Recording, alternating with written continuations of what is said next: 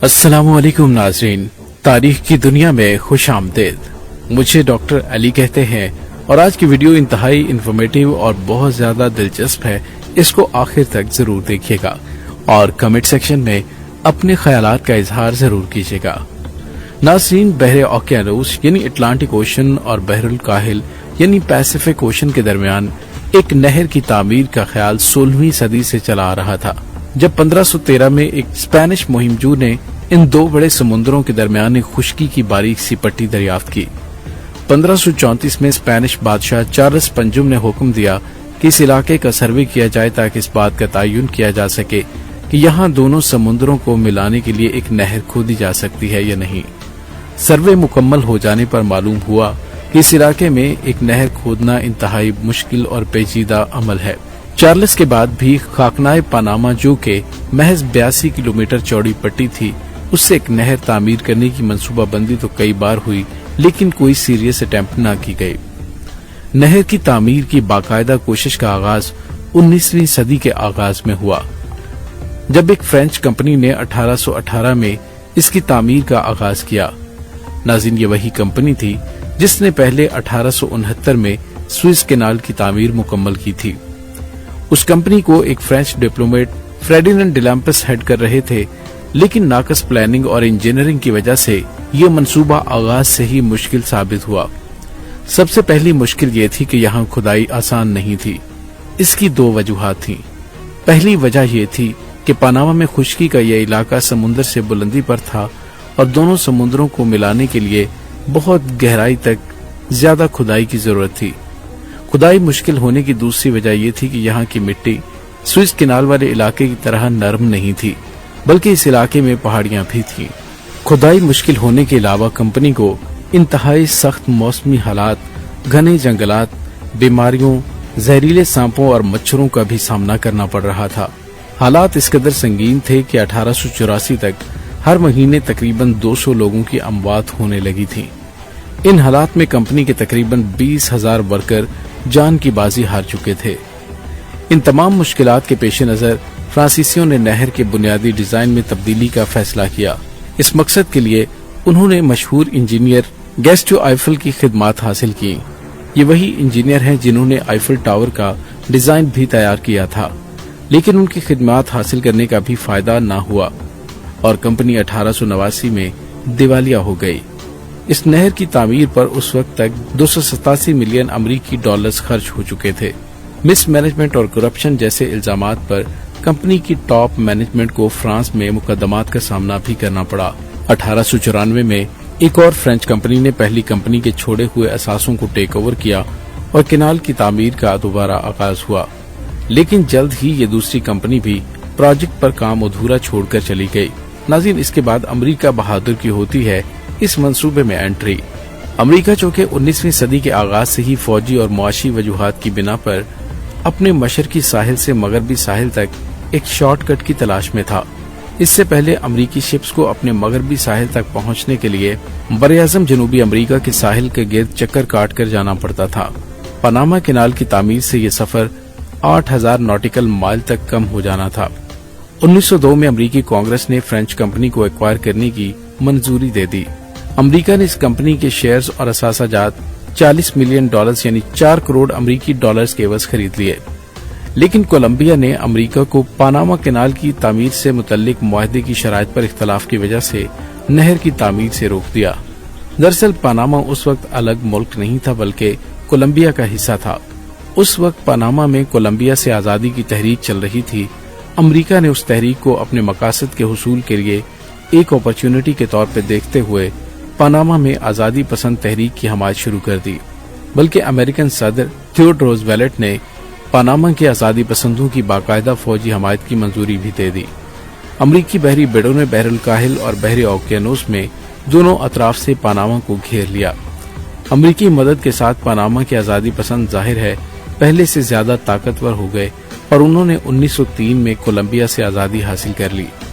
America ने फौरन नए मुल्क को तस्लीम करते हुए नई हुकूमत से एक मुआहदे के तहत इस सारी जमीन की जहां ये नहर बनना थी उसकी मलकियत और राइट्स भी पनामा की हुकूमत से हासिल कर लिए। इस मुआहदे के तहत अमेरिका ने पनामा को 10 मिलियन अमेरिकी डॉलर्स यकमुश्त दिए और इसके अलावा सालाना $2,50,000 की रकम भी पनामा को 9 साल बाद यानी कि 1912 से मिलनी शुरू होना थी। अमेरिकी हुकूमत ने इस सालाना रकम के बदले में केनाल के अतराफ में 5 से 8 किलोमीटर की चौड़ाई तक के कंट्रोल का हक भी पनामा की हुकूमत से हासिल कर लिया। नाज़रीन, उसके बाद पनामा केनाल की तामीर कैसे शुरू हुई? 1904 में फ्रेंच कंपनी को पेश आई मुश्किलात से सबक ना सीखते हुए अमेरिका ने भी शुरू में ही खुश्की के दरमियानी हिस्से को मतलूबा गहराई तक खोद कर दोनों समुद्रों को आपस में बराह रास्त मिलाने की कोशिश की, लेकिन उन्हें जल्द ही अंदाजा हो गया कि ऐसा मुमकिन नहीं। लिहाजा अब अमेरिकन कंपनी के चीफ इंजीनियर ने अमरीकी सदर को मशवरा दिया कि नहर को लॉक सिस्टम के तहत तामीर किया जाना चाहिए। अब चूंकि एक हौसला अफजा बात यह थी कि पनामा की इस बारीक सी पट्टी में छोटी झीलें और दरिया कसरत से मौजूद थे, सो इस इलाके के पानी को रोककर एक बड़ी झील बनाई गई जिसका एक सिरा अटलांटिक ओशन वाली साइड पर था और दूसरा सिरा पैसिफिक साइड पर था, जबकि झील का लेवल दोनों समुद्रों से बुलंदी पर था। झील के इंतहाई सिरों पर लॉक्स के 3 सेट लगाए गए, जिनमें पैसिफिक साइड पर 2 सेट थे जबकि अटलांटिक साइड पर 1 लॉक सेट था। ये लॉक्स क्या होते हैं और कैसे काम करते हैं, आइए दिखाते हैं। नाज़रीन, फर्ज करें कि एक कार्गो बहरी जहाज अटलांटिक ओशन से पैसिफिक ओशन तक पहुंचना चाहता है, तो सबसे पहले वो अटलांटिक ओशन में झील के एक सिरे के करीब आकर लॉक में एंटर होगा। यहाँ पानी की सतह को बुलंद करके जहाज को ऊपर उठाया जाएगा। इस तरह वो झील के पानी की सतह तक पहुंच जाएगा और झील के पानियों में दाखिल हो जाएगा। इसके बाद फिर झील से गुजरता हुआ दूसरे सिरे पर पहुंचेगा, यानी पैसिफिक ओशन वाली साइड पर। यहाँ जब जहाज लॉक में एंटर होगा तो ये लॉक सिस्टम इस जहाज को झील के पानियों से नीचे उतार देगा, क्योंकि पैसिफिक ओशन का पानी झील के पानी से नीचे होगा और इस तरह ये शिप पैसिफिक ओशन में दाखिल हो जाएगा। नाज़रीन, स्विस कैनाल में ऐसा कोई लॉक सिस्टम मौजूद नहीं है और ये कैनाल समुद्र के लेवल पर तामीर की गई है। इसी लिहाज से पनामा कैनाल स्विस कैनाल से मुख्तलिफ है। लॉक सिस्टम के तहत नहर की तामीर का यह अज़ीमुश्शान मंसूबा 1914 में पाया तकमील को पहुंचा और इसे जहाजरानी के लिए खोल दिया गया। ये मंसूबा अमेरिका के लिए भी इतना आसान तो नहीं था, लेकिन उनकी बेहतर प्लानिंग और इस वक्त तक मेडिकल साइंस में तरक्की हो जाने की वजह से इस मंसूबे पर काम करने वाले वर्कर्स की अमवात की कुल तादाद भी पहले से 4 गुना कम थी।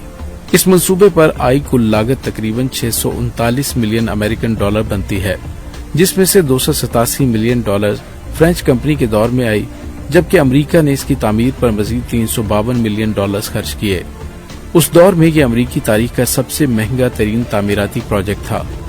नाज़रीन, ये कैनाल चूँकि मुआशी लिहाज से इंतहाई अहमियत की हामिल थी, लिहाजा एक मसला ये था कि इस कैनाल की चौड़ाई कम होने की वजह से जदीद दौर के बड़े जहाज नहीं गुजर सकते थे। तकरीबन एक सदी के बाद 2007 में कैनाल की तोसी के लिए 5.25 बिलियन अमेरिकी डॉलर से एक और मंसूबे का आगाज हुआ। ये तोसी मंसूबा 2016 में मुकम्मल हुआ। इस मंसूबे के तहत नहर की अटलांटिक साइड और पैसिफिक साइड पर पहले से ज्यादा चौड़ाई की एक और गुजरगाह बनाई गई, जिससे मौजूदा दौर के बड़े बहरी जहाज भी आसानी से गुजर सकते हैं। इस नहर का सबसे ज्यादा इस्तेमाल अमेरिका, चीन, जापान, जनूबी कोरिया के कार्गो बहरी जहाज करते हैं और सालाना तकरीबन 14,000 बहरी जहाज इस कैनाल से गुजरते हैं। एक बड़ा बहरी जहाज इस कैनाल से गुजरने का जो टूल अदा करता है वो 4,50,000 अमेरिकी डॉलर्स बनता है, लेकिन ये रकम बहरी जहाज के साइज और कार्गो वॉल्यूम पर डिपेंड करती है। ये कम भी हो सकती है और ये रकम सालाना तकरीबन 1.8 बिलियन अमेरिकन डॉलर्स बनती है। नाज़रीन, जहां आपको एक दिलचस्प बात बताते चलें कि इस नहर से गुजरने का कम से कम टूल जो अदा किया गया वो 36 सेंट है।